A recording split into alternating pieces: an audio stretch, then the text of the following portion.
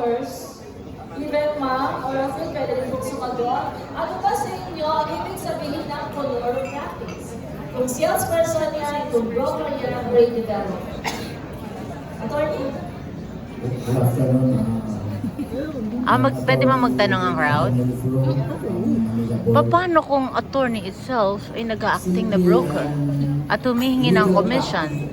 What the broker does, what the broker needs What is to do? an illegal practice of a broker, Naman developer,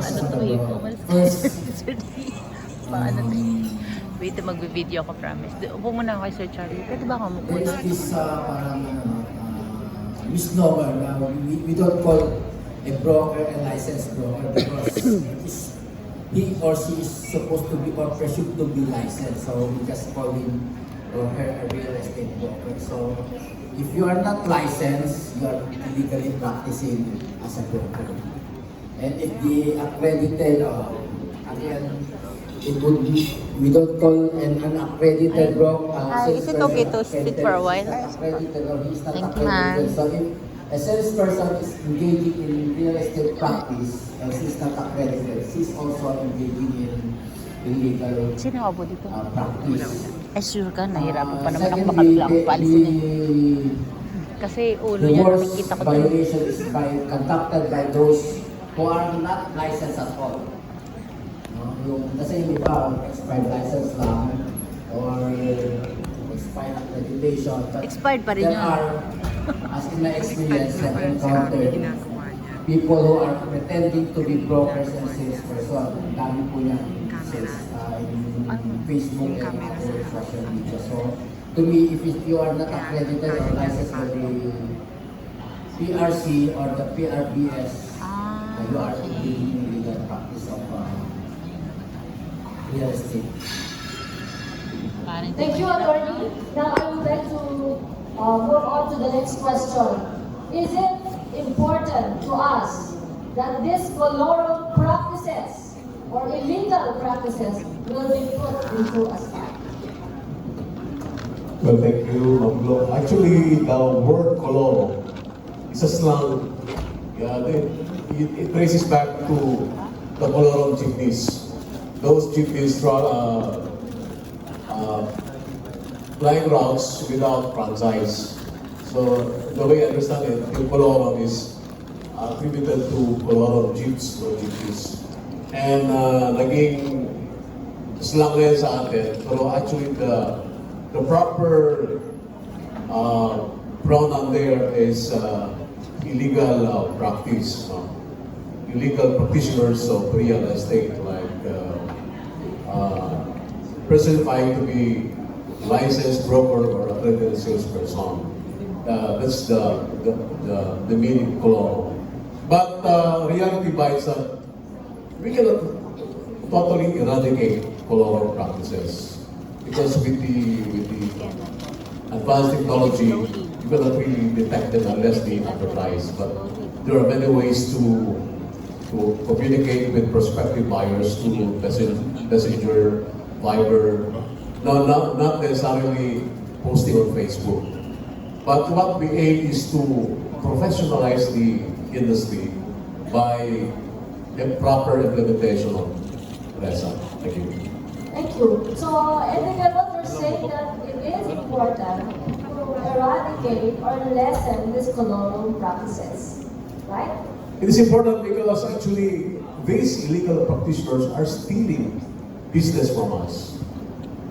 We follow the law. We took seminars. We took the board exam because we are complying with what the government says, that we have to take the board exam and we have to pass and we have to take our oath before the PRC. And these illegal practitioners are competing with us in reality. They're taking our source of livelihood. That's why we should be concerned about this coloro because in a way, they are getting our source of livelihood. Thank you. Thank you, Ms. Figueroa. Ano po ang usually naririnig ninyo or cases na nakakarating sa inyo pagdating sa illegal practices? first, kind of context of PRC procedural, ano yan, yung pag-accredit as well as renewal. It is observed that after getting the resolution from the board, yung mga salesperson po natin, hindi na bumabalik sa office for accreditation. So, in that manner, if they are practicing the profession, the brokerage, or shall we say, the selling of these properties, that is already considered as legal practice. On the other hand, if accredited na po sila and hindi rin sila nag-take oath, it is still considered, there is still illegal practice there. Kasi based on the recent resolution po that you made today, the OTP.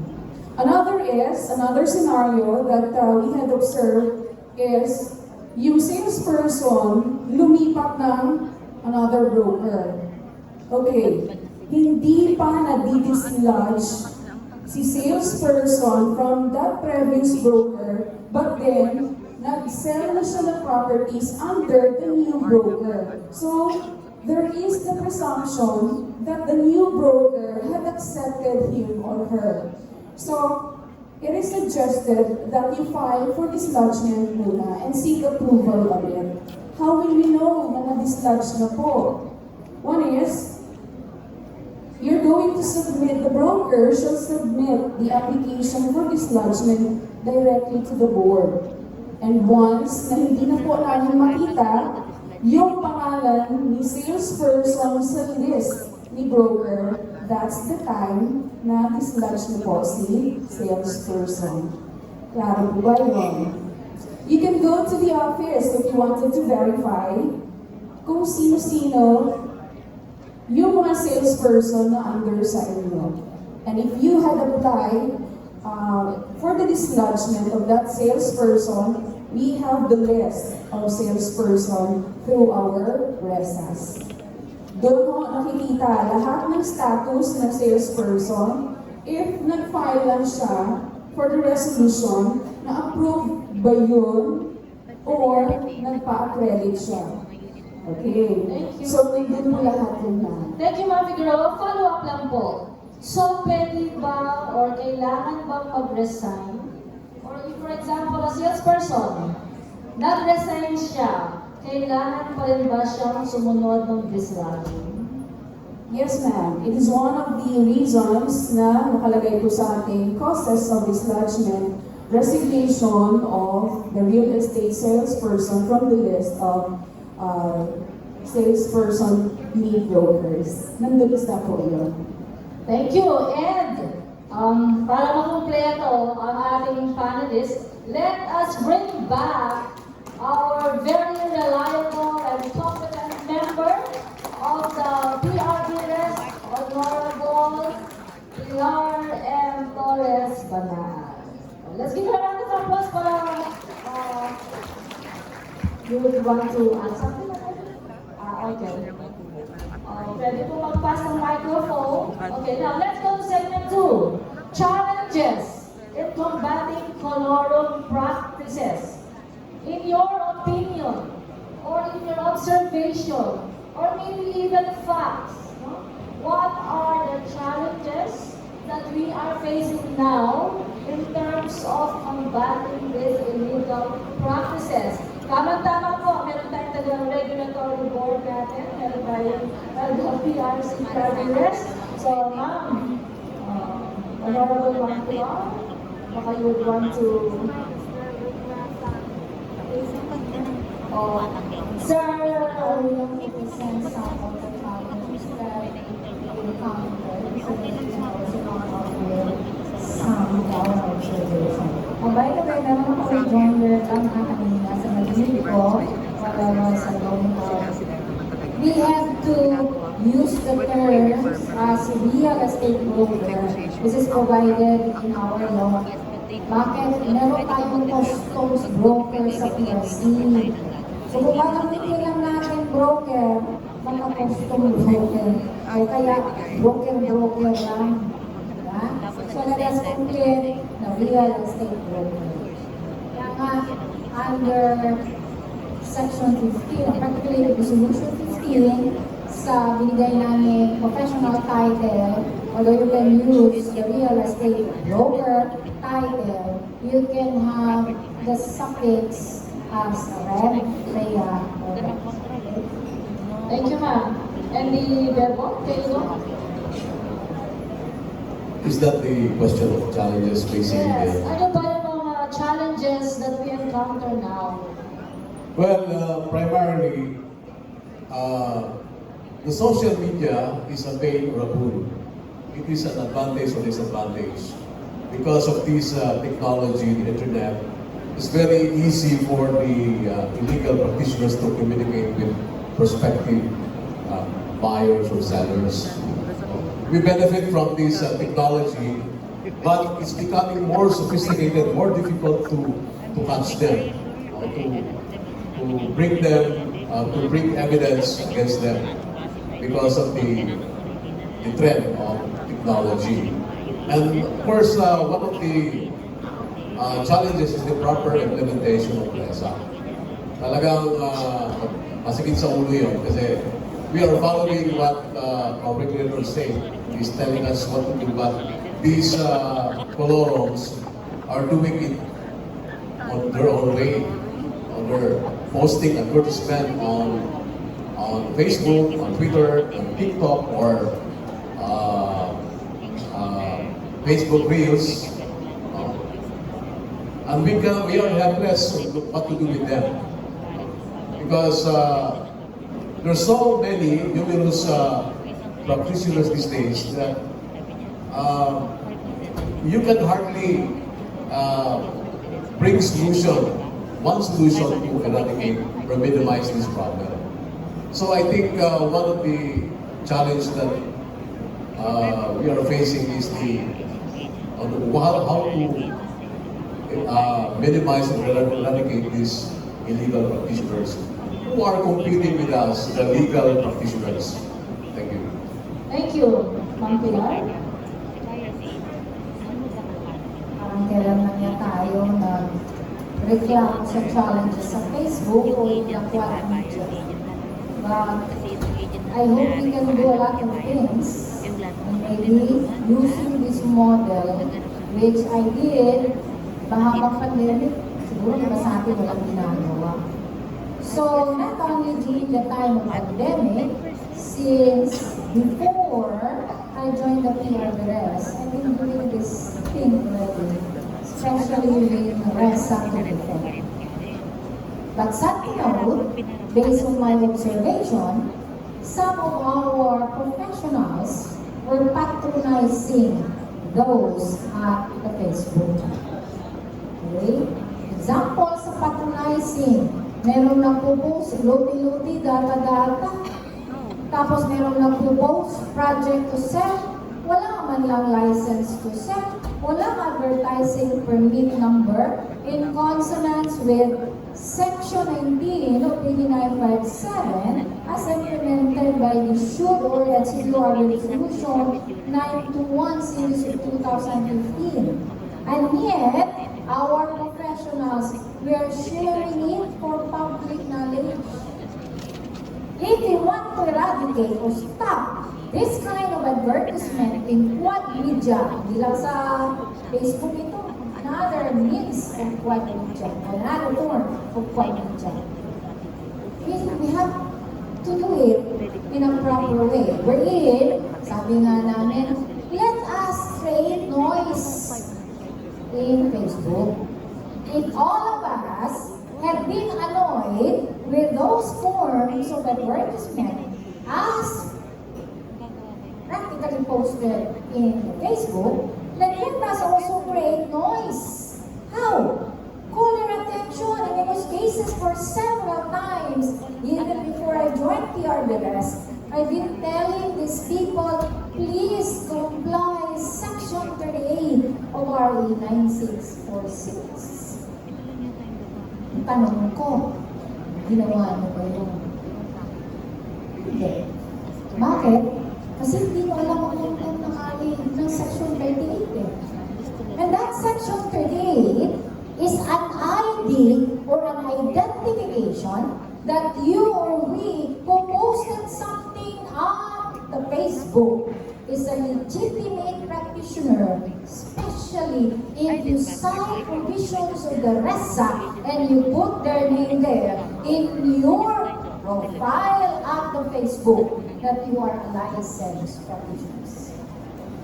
I don't know if you have tried, but I had it several times, and several times I have been insulted in instances where I called the attention of the person who made those advertisements, even on those big developers group, those persons who claim marketing officer, marketing director, sales specialist, property consultant, property specialist.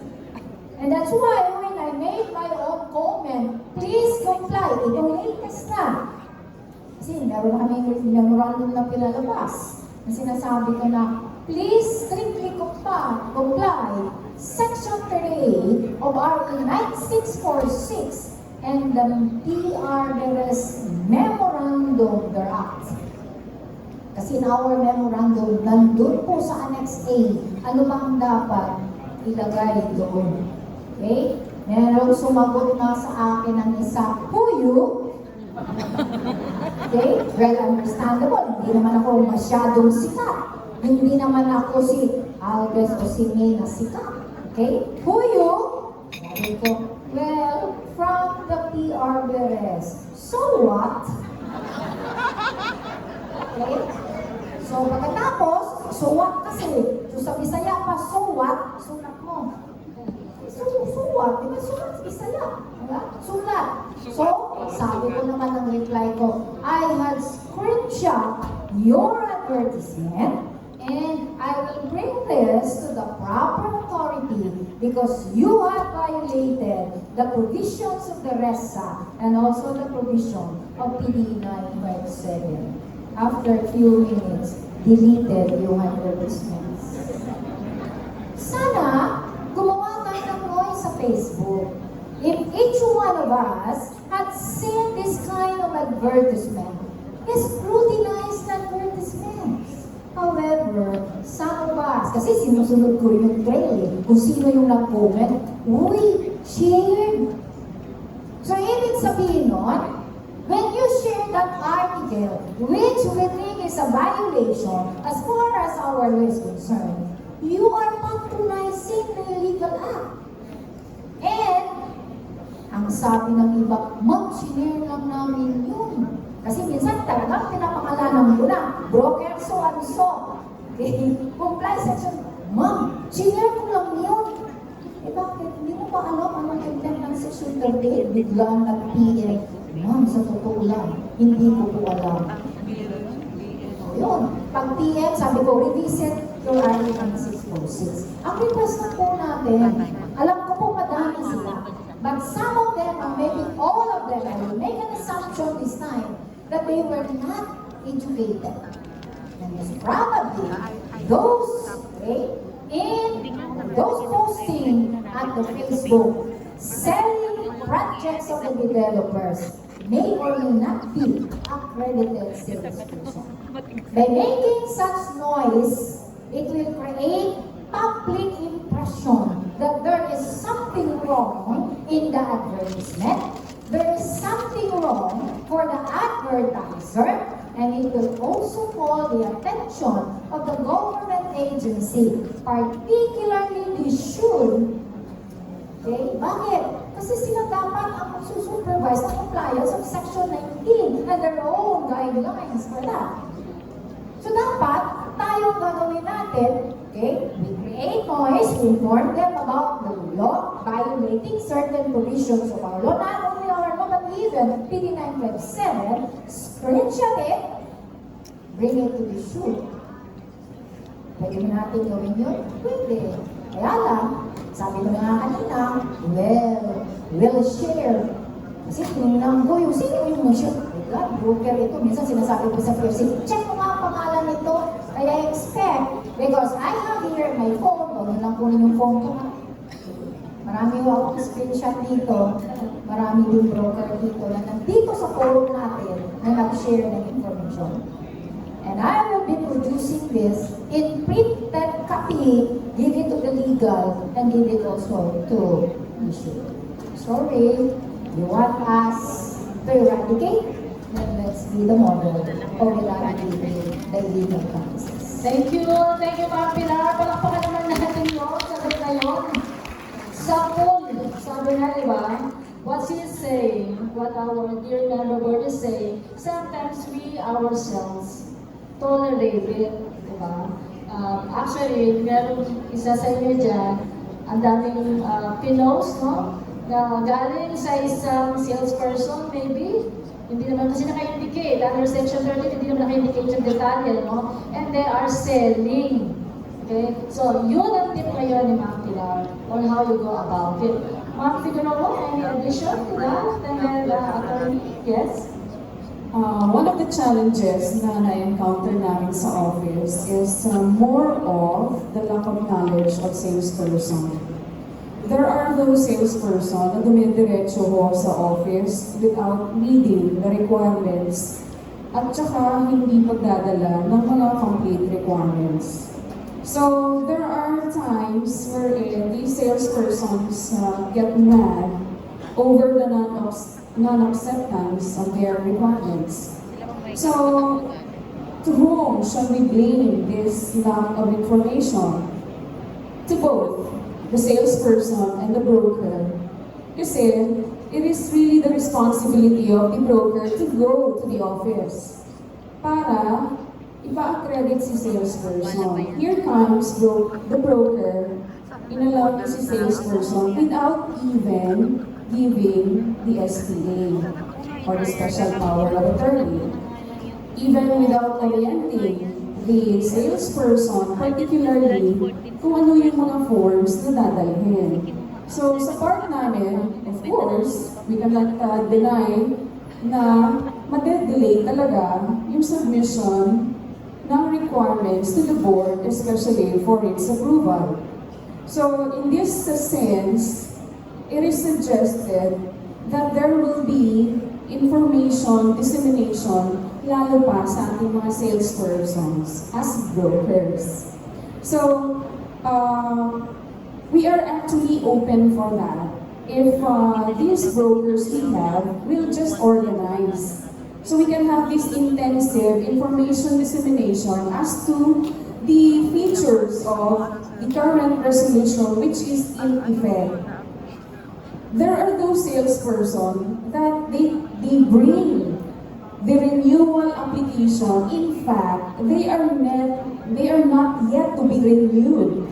So in our system, hindi pa nga sila approved. But then, they are bringing with them that form. So sasabihin namin sa kanila that, ma'am, hindi ka pa po allowed after checking in the RESAS. Yan po yung accreditation system namin. It's a database wherein doon namin nakikita lahat ng salesperson, lahat ng brokers, ano yung status, filed, approved, accredited. Okay, lahat ng data nandun po.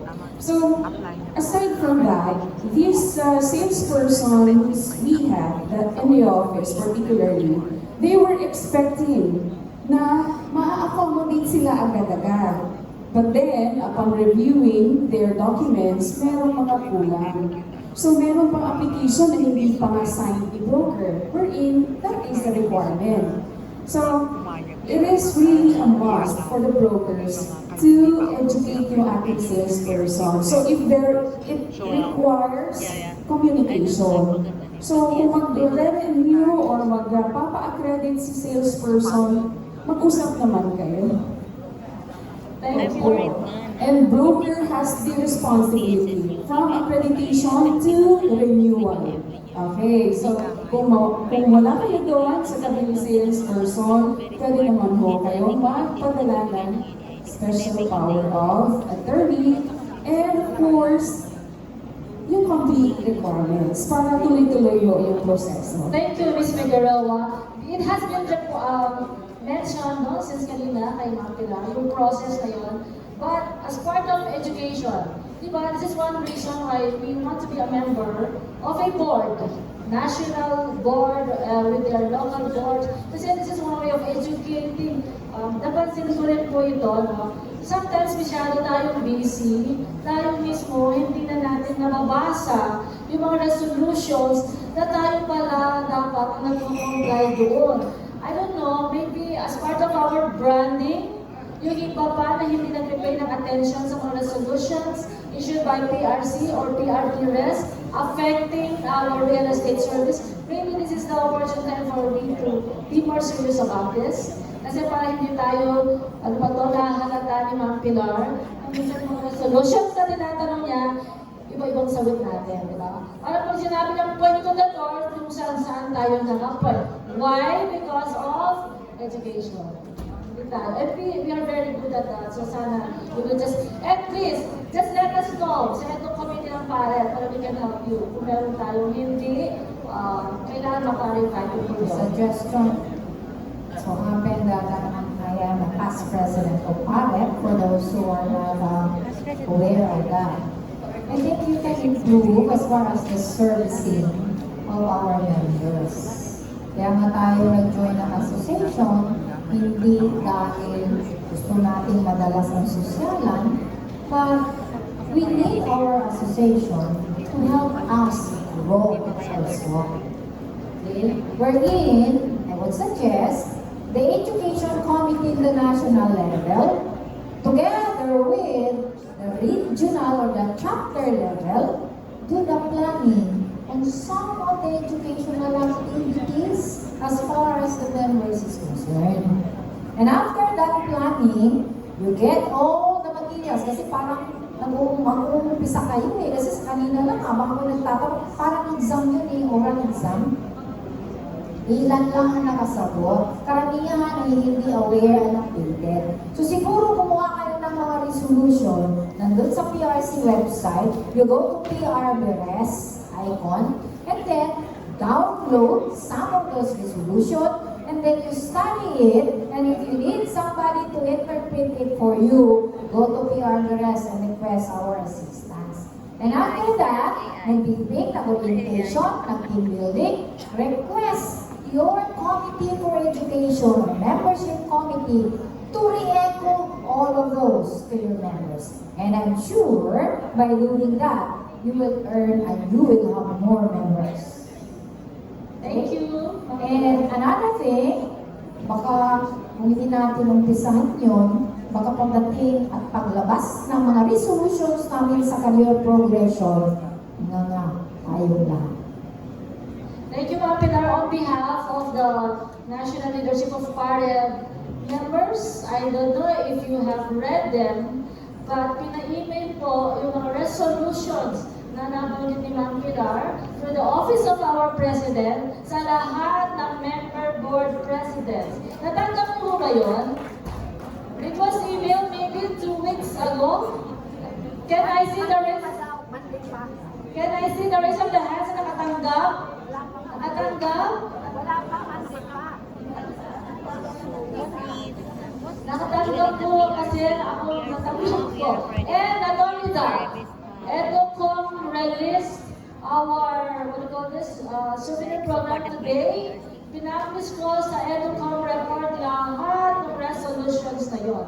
Now we can see the importance of reading emails, reading those important resolutions kasi it is for our practice. Now, we are discussing about the possible strategies. Paano ba masosolusyonan yung irregular practice na yan? So, attorney, meron ka bang bright idea maliban sa napag-usapan natin? Meron po akong idea pero hindi ko alam kung blind. David, say kung bright o hindi.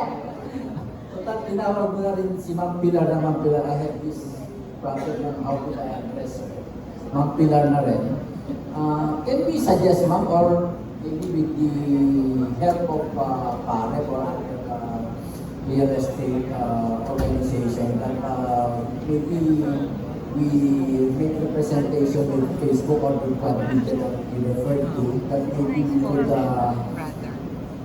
admonish them to not allow publications of real estate services without complying with the requirements of the law. Like, Actually, meron tayong association na ginawa na yun. At saka ginawa naman yung Facebook din.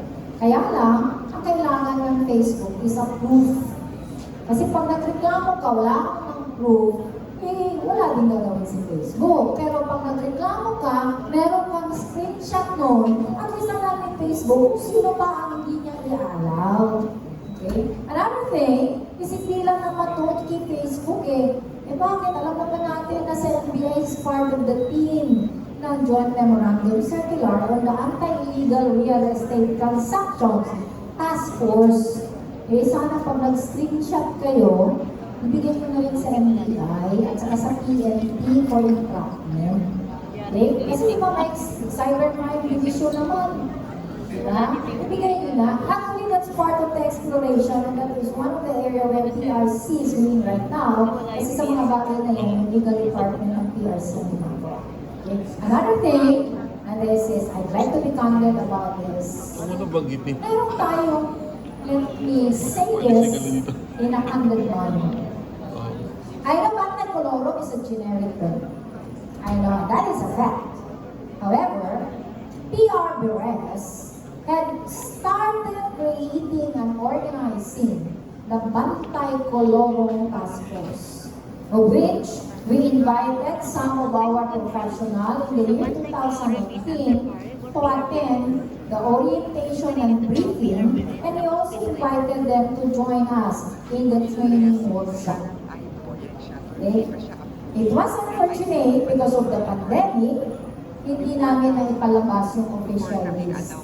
And there were several in the Facebook, even in the regional area, that claim na member sila ng Bantay Colorum Task Force o PRBS. And that's why, to correct that misrepresentation, by next week, we will be releasing a memorandum for those recognized official or authorized practitioners who underwent the training and the seminar conducted by PRBS. And we will also come out with our group, kagaya dun sa Facebook na sinabi natin, legitimate real estate service practitioner. Gagawa din po tayo ng Facebook account for those PRBS official Bantay Colorum Task Force members. Thank you, Ma'am Pilar. Siyempre, so I hope Bakit po ako that, dyan, ma'am?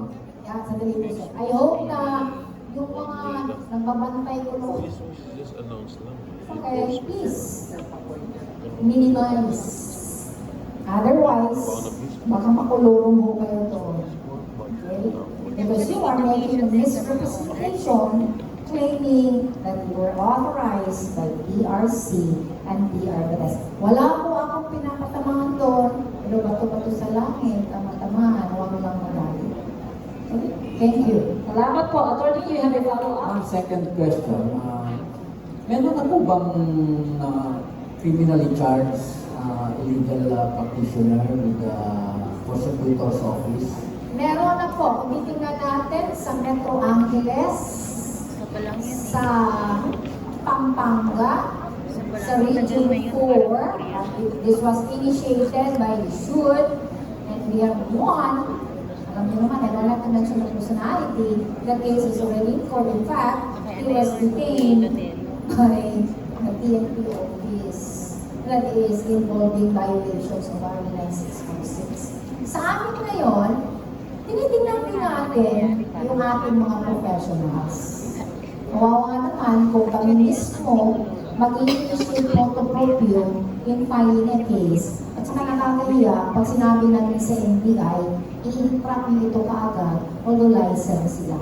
Because of the fact, hindi sila nag-comply ng Section 33, 34, 38, and patronizing illegal practitioners. Kaya po, ang ginawa namin, kawawa naman, baka can be updated, of which it was proven during the inspection and in several forums that we were invited to speak. Nagawa po namin ngayon, exhaustion of administrative remedies available at PRC. The same with your organization, you have the remedies or the exhaustion of administrative remedies. Kaya nga, nabanggit ko kanina, ang ginagawa namin ngayon, ay meron kaming mga findings, meron kaming mga documents, binibigay namin sa legal to draft the SHUCOS order or doon sa ating mga professional, SHOCOS, and for those unlicensed, yung notice to explain. Another thing, there were several complaints that we had received from PRC, and I hope most of us, or even our association, will be serious about filing administrative or even criminal cases, or even request PRC to exercise the power of the PRBRS in extrajudicial proceedings, even the tinatawag natin motu proprio exercise of its power. Okay? Sana po, if you initiated to file a complaint or soon will be filing a complaint, pag pinatawag po kayo ng legal to show and to appear in the hearing, do not shy away. Likewise, when you submit any complaint, take note that there should be substantiation, meaning you have to attach documentary evidence to prove your complaint. Unfortunately, pag hindi nag-attend yung complainant, wala namang proof as far as the complaint or the basis of the complaint. Tinatawag namin walang merit yung complaint. I-dismiss. Okay? Kailangan po talaga tiyaga. In my experience, being the advocator of the colorum or the legal practices during DIDA days, I spent my own money facing litigation, complaining against me. Bakit ko daw sinama sila doon sa DTI ng mga colorum at saka illegal practices. And it so happened at the DTI level, natalo na. Kaya nangyari, ako pinailan ang complaint sa RTC. Sa awa ng Diyos naman, na-dismiss din. Okay? So if we are really certain and serious about this challenge, or the challenges or our quest for the real recognition that only the licensed real estate practitioners will be allowed to do so, then let us be serious about our campaign. Okay? Thank you. Thank you, Another ma'am. thing, let me add this, tapusin ko na. Sino ba dito sa inyo ang hindi pa AMLA registered? Renewal. Balik-tarin ko yung tanong, walang nag-raise ng hand eh. Sino ba dito ang AMLA registered? Ay, kanina walang nag-raise, tapos ngayon, ilan lang. So, ibig sabihin, marami pa ho ang hindi compliant sa AMLA. Don't you know that AMLA or the council is finding its way to help the real estate brokers? In fact, when we were invited last year to help them make some amendments of their guidelines, they asked the PRBRS input on how to do it and how to change it. And part of our recommendation were this.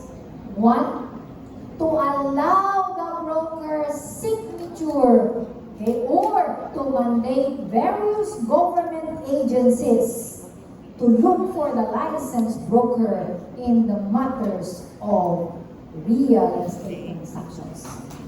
And in fact, we advise AMLA to come out with memorandum of agreement with the Department of Finance, of which the BIR is under with, and also with LRA, including DNR, in connection with this, as well as we should. Why? Because we explained to them, and I told them about my experience in the practice of general brokerage. No problem as far as the monitoring and project selling, because we know that the developer should report, and if you are the broker, you are not registered and you fail to report to AMLAC on the 7.5 million transaction, then you will be subjected for the sanction as provided under AMLAC. Not only on the criminal liabilities, but including the sanction that the AMLAC can recommend to the PRC for the suspension. The worst part is the revocation of your license. And that's why, on the progress of our recommendations, this is what Attorney RJ responded, the Assistant Executive Director of AMLAC. The draft of the MOA are already in the position of those government agencies. And once it will be in place, the broker's participation will be required in all real estate transactions. Okay? So, Thank you for that. and another thing, is not correct. And another thing, please support, although it will be filed, according to the congressman who authored the amendments of the RESA, and I also talked with one of the senator who will support the amendments of the RESA. Let us support the amendments of the RESA that all real estate transactions, whether general or general brokerage or project selling, will be undertaken by a licensed broker. Okay? Okay. Thank you very much, Ma'am Pilar. There is just one question that we can entertain, and it is addressed to PRB Res. Do we sanction owners, seller, who allow unlicensed agent to sell their property? Sanction. Who are we to sanction? We will not have jurisdiction. But what we have to do is to educate them.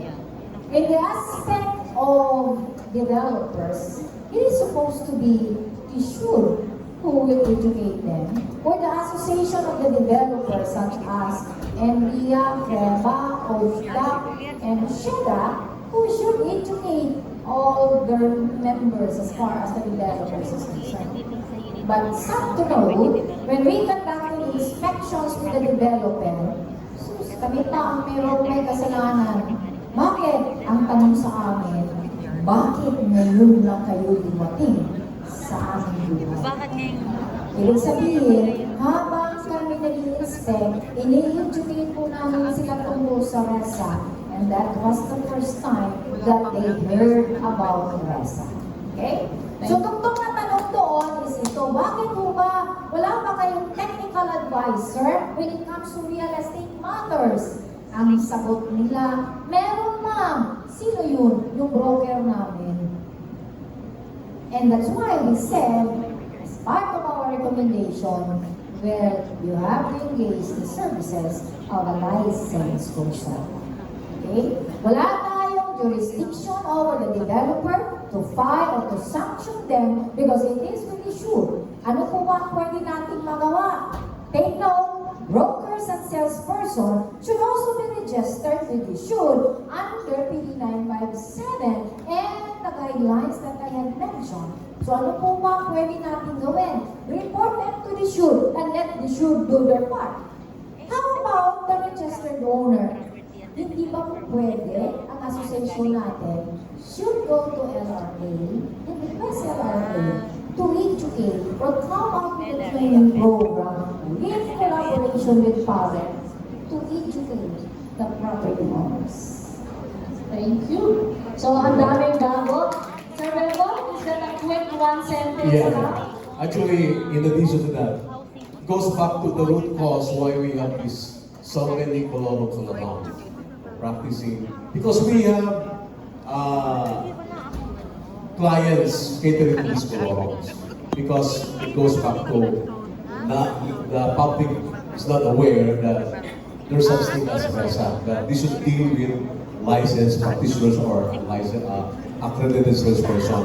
That's why our board, 2 days ago, our national directorate approved a 60,000 Facebook ads awareness campaign because July is RESNA Awareness Month.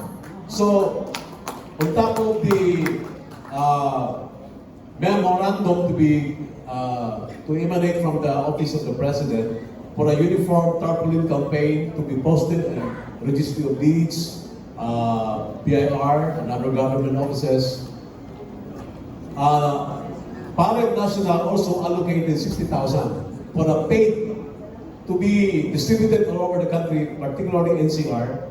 Facebook ads, automatic paid ads that will be featured in the sponsored timelines in the Facebook. This is our way of educating the public about RESA.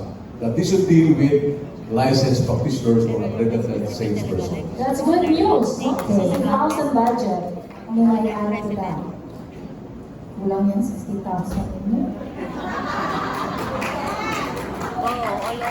Kaya nga, in certain extent, meron akong mga topic about RESA, about advocacy, and related professional fee, I donated it for that program. However, this is what we did during DTI days. We started it among ourselves. Okay? What we did, the association printed carefully and we requested each of our members to put the carefully in the respective offices. Another thing, we identified government offices wherein real estate transactions will go through. And likewise, okay, we conducted or requested and we volunteered ourselves in radio, TV, to be invited to talk about the advocacy program to educate the public. Bakit hindi natin gawin? Alam ko, inumpisan yan because we started it during Novered time in Northern Mindanao, Pareb, Northern Mindanao. It was also practically carried by the national level during the time of past President Daisy Coxen. Hindi ko lang alam kung saan natigil. Hindi po enough ang inyong 60,000 pesos. Sa totoo lang. Okay? Lalo na, maski sa Facebook yung ilagay yan, tapos merong sila Moody doon, at saka sino pa ba yung asinto na yun, na nagpo-promote ng real estate, tapos in collaboration with the association. Lamudi and other those influencer are practically violating the positions of the Again, kulang po ang 60,000 sa parent. Sa national, kung pwede, ang maganda, bawat chapter, you raise your own fund for that particular purpose. Okay? Ano ang ginawa namin? In Philippines CDO, every time we conduct CPE program, 20% of the net proceeds of the CPE program was devoted and reserved for the advocacy activity to eradicate the illegal and the coloro practitioners. That's why yung Cagayan de Oro, noong kami doon, kaya pati si Ayala, noong una namin silang pinatawag doon sa government office, pinadalang kami kaagad ng 4 na lawyers to address. Akala nila magpapile kami. We were about to file a case. Pero namahan nila kami sa DTI. At that time, sabi nila, kausapin nila, hindi na maulit pang muli. Thank That's you. why, tingnan natin, without you knowing it, Ayala is closely coordinating with PR Direct as far as their advertisements, as far as the compliance of their brokers and salesperson. Sana gawin din natin kasi meron naman tayong mga local developers. Let us create awareness and information drive, and maybe whatever funds you have or activities you have in the chapter, share a little amount intended for that noble purpose. Thank you, Ma'am. And for the sake of the other members who are here, some local boards have continuously done that when they visit the offices, for example, of the mayor, of the BIR, of the DPWAs and other government agencies, they have with them a banner specifying what is RESA and to deal only with licensed real estate brokers. I'm sure some of you have been to read that at sinasabi siguro ni Ma'am Pilar is strengthen it kasi hindi masyado naririnig or nakikita kasi medyo konti pa. At saka daw yung 60,000 natin, payat. Right? Alright, in the interest Ma'am Lo, alam ko, ginawa na ninyo, hindi nyo nga yung tarpaulin ninyo eh, tapos nire-request yung mga government offices. Kaya lang yung mga opisina at saka bahay na ninyong members, wala namang tarpaulin. O ilang opisina lang ba sa DILG? Meron tayo sa city, meron tayo sa Issued, maybe Issued, Allow, PRC, DPWH. Ilang offices lang yun? Ilang members ba kayo sa buong Pilipinas? Kung bawat member ay merong tarpaulin sa opisina at sa bahay, it will create an impact because talagang may nagtatanong, bakit meron kang ganyan? Ano yan? Okay? Baka sabihin pa rin niya, pwede mo akong lagyan dyan sa bahay ko? Why? Kasi sa amin, sa experience namin, particularly doon sa Nomerer, as well as Philippines NDO, naging effective tool yun for creating public awareness. Okay? So sana, inumpisahan na nga before ng ating previous president and administration, sana ituloy nyo. Because lalong nung lumalaki ang challenges when it comes to eradication of illegal and colorable practices. Maraming salamat po sa mga strategies, sa mga input na binigay ng ating board member, and also Ms. Figueroa from PRC, and also Attorney Efron, and our very own, yan, marami siyang responsibilities ngayon, in the head of the anti-colorum practice, no? The parent. So again, maraming salamat sa pagtsatsaga niyo po na makinig sa mga bagong inputs. Auntie Lar, thank you very much for joining us, Ms. Figueroa, Attorney Efron, and Sir Bebot. Maraming salamat po.